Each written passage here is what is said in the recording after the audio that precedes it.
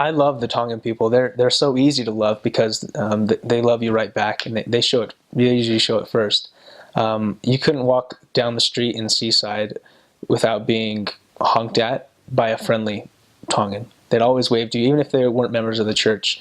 There are many times where I'd just be walking the street with my companion and trying to talk to people, and you'd see some Tongans walk up and they just hand you money, and you're like, oh no, we can't accept money, and they give it to you and they run away because they're just so nice. They'll do whatever they can to help the missionaries, and again, even if they're not even part of the church, they recognize that we're there to help people come closer to Christ, and they respect that. A funny thing about them also, that sometimes they would always forget that they signed up to feed us for a dinner. We have a calendar that would go around, and we'd call them the night before, and we'd say, hey, we have you down for a dinner appointment tomorrow. Is that okay? Can you still feed us? And they're like, yeah, come over at 6. And so we'd go over at 6, and we'd go knock on their door, and they'd open the door. Oh, elders, hometown buffet.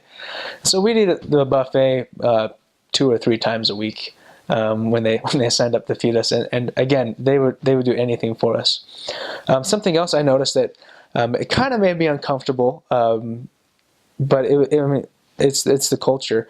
Whenever they invite us over to eat at their house, a lot of times they'd give us all the food that they prepared for us, and then they'd go sit on the couch, or they'd kind of sit next to us, but they wouldn't eat while we were there, because it was all about the missionaries and having them in their home and being able to fill the spirit with our message or whatever it was. But they're always very, very respectful to the Spirit Church and the missionaries.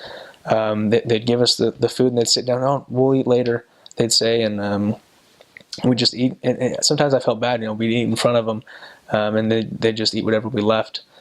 Or they'd give us all the leftovers, which was usually enough to feed us for the rest of the month. They always fed us so much. Tongans are very good singers. They can all harmonize together, and they usually don't need a book.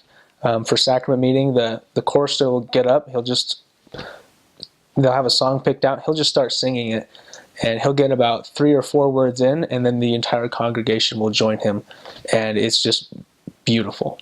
It always has a perfect pitch, and you just fall in love with their voices instantly. It's a very spiritual moment. Tongan people are a lot more friendly in general than some of the people you might meet in America or other Western countries.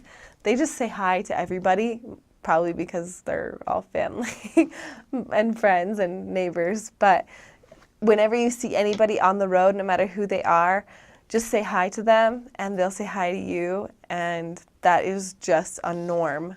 It's really not out of the ordinary, so I highly suggest that. Couple other things. Tongans are really humble people, so emulate that if you can. Try to just express humility in the way that you talk, in the way that you act. They often use words like whakamole mole, which means like forgive me, or they say tulo, excuse me. They say those types of things all the time, just because they're really humble and polite people. And so, especially as a missionary, you want to give off that kind of humility and that kind of respect. So learn how to do that really well. That'd be a good tip for you. What else? It's laid back. It's definitely a slow-paced, simple lifestyle, so don't try to rush everything too much. Even as a missionary, there will be a lot of times when you want to be on time everywhere and you want to follow the schedule to the second, and that's just not always possible in Tonga, but they do live a simple life, and it is something I kind of admire. It teaches you patience and what's important. It's not always important to speed walk down the side of the road, but sometimes it's more important to stop and say hi to your neighbors.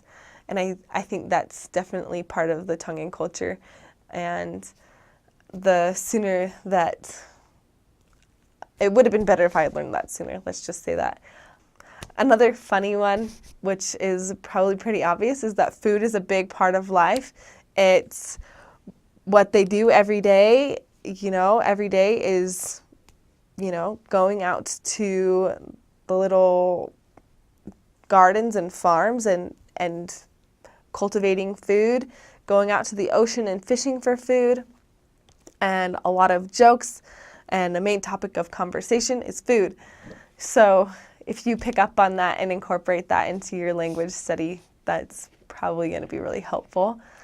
And the food is great. It may not be super healthy, but it's awesome. I love it. And you will too. I love the Tonga culture. I wish that I could think of more tips for you, but I think those are the most important ones I could think of right now. So hopefully that helps.